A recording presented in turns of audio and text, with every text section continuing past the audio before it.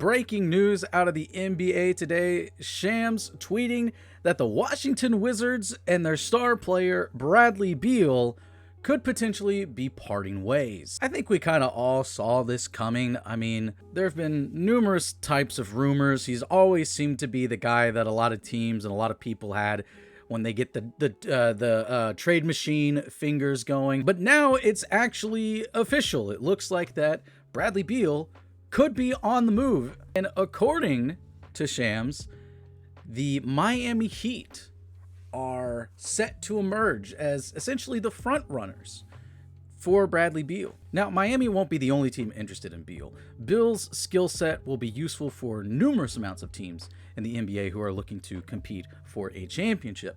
So we're going to take a quick look at that and see what teams could potentially offer for Bradley Beal and if it makes sense to trade for him, because there's a big caveat that comes with trading for Bradley Beal, and that is his massive contract. So we'll go ahead and we'll talk about the Miami Heat and about potentially trading for Bradley Beal and what they would have to give up when it kicks in. Oh my gosh, like he's making $46 million this upcoming season, but then we start to creep above $50 million and a player option at $57 million. This is a lot of money to make up. And now I've made fun of people for firing up the trade machine. The trade machine is interesting when it's not like made up trades.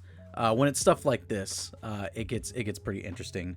But so let's hop over to the trade machine. I'm not going to come up with anything really on the spot, but we're just going to kind of take a look at the ammunition that some teams have to offer. So we're here at the trade machine looking at picks wise. They have some first round picks. They have no extra ammunition, no real second round picks. So they'd have to get rid of a couple first round picks, more than likely get rid of 18 this year, probably next year's, one more maybe. I don't know. Like first round pick, like picks in general, I feel like they're going to be more valued because of the CBA, but then it's like you also have things like the Gobert trade that has just completely broken everything in the NBA. It's hard to tell what the value is of players now because of that trade. Maybe it comes back down because people value them a little bit more, teams will, but who knows? I mean, off the top of my head, Tyler Hero would have to go. They could probably hang on to Duncan Robinson. They'd probably try to hang on to Duncan Robinson if they're losing Tyler Hero. Maybe they can convince Oladipo to opt in to his $9.4 million player option and move in. Maybe they have to get rid of one of their unsigned guys, Caleb Martin. Maybe. I am not 100% sure. I don't know exactly what it's going to take to get Beal, but they do have the contracts to get it done. I'd honestly maybe try to move off of Kyle Lowry, but then it's like you don't really have a primary ball handler, but he was coming off the bench anyway. And if they can re-sign Gabe Vincent, who they were using as their primary point guard throughout their entire playoff run, then maybe that works out a little bit better for him. Again, I just kind of threw this up here to see if it would succeed or not. It does with these three players. The Heat do take on an extra $3.4 million in cap, but I don't know, man. It's tough. That's a huge contract to take on, and it's only going to get bigger of a contract. Get this stuff out of the way. On the bright side, the cap goes up exponentially in the future, so maybe it's not as terrible as it sounds, but still, that hurts.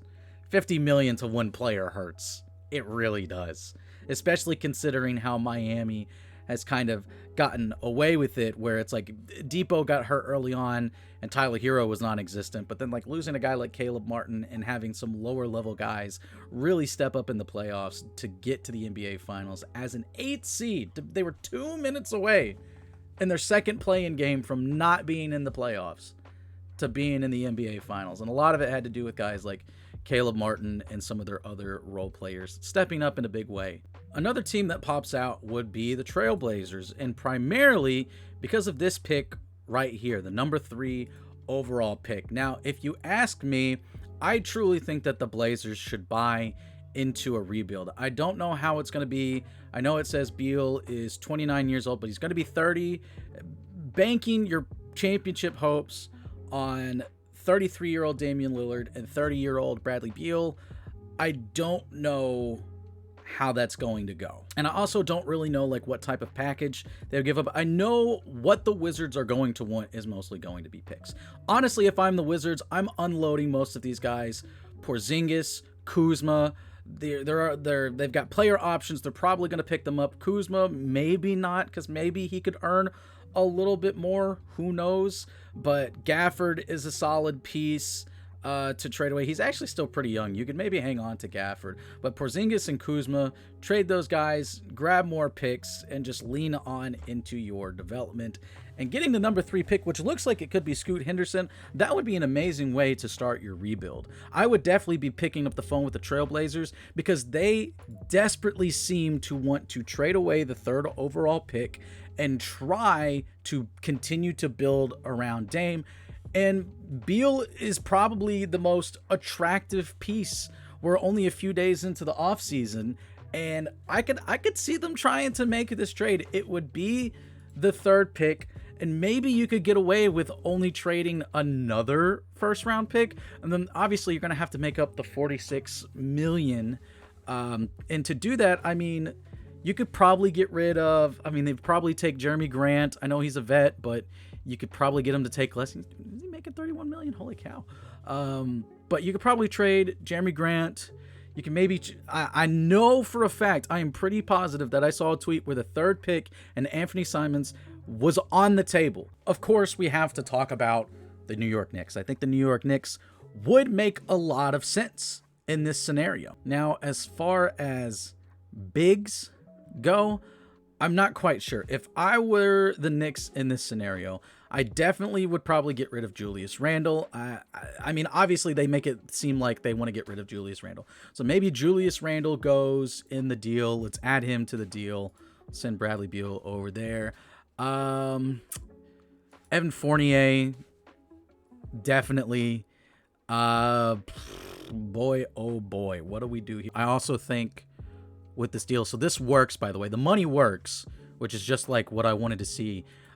Picks wise, I think you have to go pretty heavy with the picks here. You can give Washington their 2024 back. Wow, the Knicks have the Knicks have so many first round picks in 2024. They have nothing in 2023. Oh, that's right, because of the Jalen Duren trade, right? Isn't this all from the Jalen Duren trade? Right in here? I think so. So the Knicks have ammo. They really do. They can unload. They could essentially trade 3 first-round picks in 2020 of the 2024 season. The Detroit one would be super valuable. Washington could get theirs back, which would be good for Washington. That would be good for Washington. They could get their own first-round pick back, especially if they are going to tank. You want your own first-round pick back, and then maybe the Knicks give up their own first-round pick, and then they could hang on to Dallas's, which could be, in the later teens if they're good, or like this year, it was a top 10 pick, which that was because they were purposefully trying to get a top 10 pick. I don't think this is a great player package. I think maybe you have to get rid of someone else. Maybe Josh Hart. Maybe you got to get rid of Josh Hart. I'm not entirely sure. Obviously, the Thunder could take a swing. They have an unlimited amount of first-round picks. They can get rid of a little bit of salary and unload it just to absorb the hit. And then, again, like I said, 31 picks. Oh, my gosh. Like, they have the number 12 pick this year. They could give that up. And then they have 4 first-rounders next year. 4 first-rounders in 2025. So they have the ammunition where they could go out and do this, and it's not going to hurt them too much right now. Most of their guys like Chet, Giddey, both of the Williamses, Isaiah Joe they got for super cheap, which is crazy considering he was one of the best three-point shooters in the league, like a top 5 three-point shooter this year. I've sat here way too long trying to figure out if the Thunder makes sense or not, and I'm not entirely sure if they do. You see, I tried looking at the 76ers. They don't really have the ammo. Celtics, there's no freaking way. I don't think the Celtics could. The Celtics, it does make sense, but you'd have to get rid of, like, Smart and Brogdon would be the ones that would have to go. And I don't know if it makes a ton of sense because of the potential that Jaylen Brown is going to make, the potential money that Jaylen Brown is going to be making. It's going to be over $60 million a year towards the end of his contract, right as Beal's contract is getting over $50 million. This would put the Celtics in such cap hell. I don't think it's worth it. I honestly don't. Now, the Hawks are interesting. They have shown that they want to get rid of John Collins. That makes up 25 of the 46 million. They are deep in the cap as well. So it'd have to be John Collins. It would have to be probably Bogdanovic. He hasn't played a whole lot for them. They have decent wing depth. This actually kind of looks like a pretty decent spot. Get rid of Collins. Do they keep DeJounte Murray, though? 1 year, 18 million. Maybe just kind of let him, ride out.